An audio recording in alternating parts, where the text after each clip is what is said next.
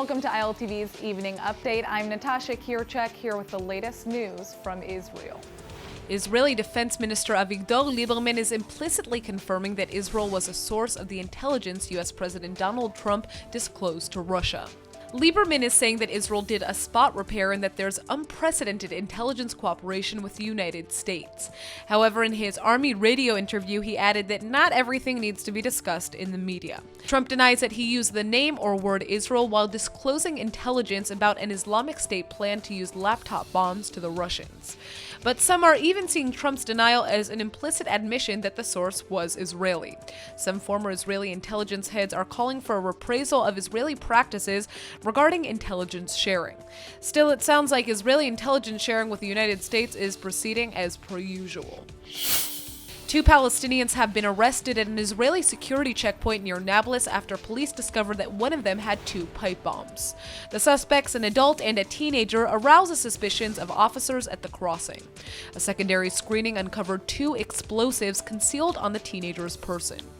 The 2 suspects have been handed over to the Shin Bet for further interrogation. They're both residents of the Jenin refugee camp.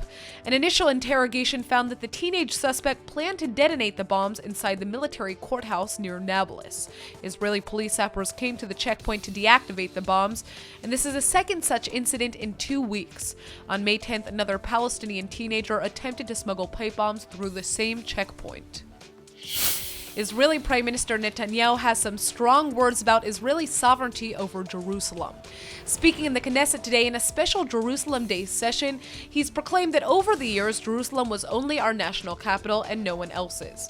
He's describing the pre-1967 division of the city as a black cloud over Jerusalem.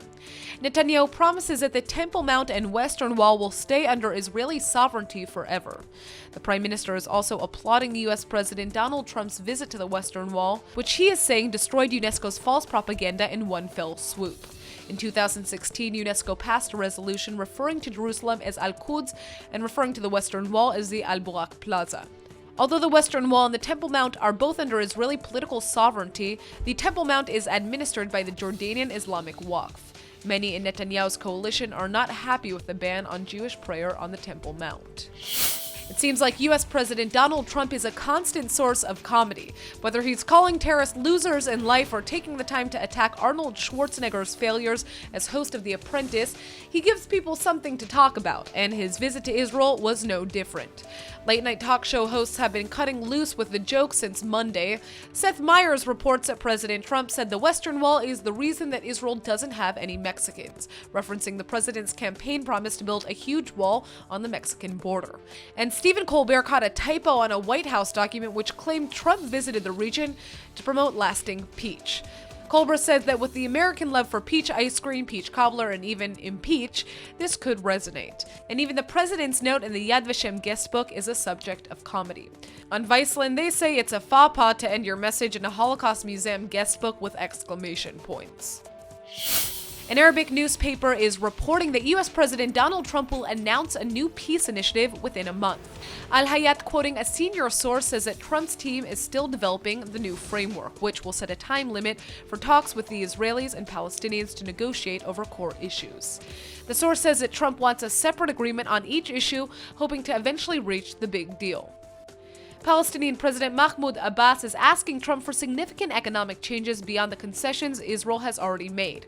And opposition leader Isaac Herzog is calling on Netanyahu to embark on a brave and historic move to separate ourselves from the Palestinians.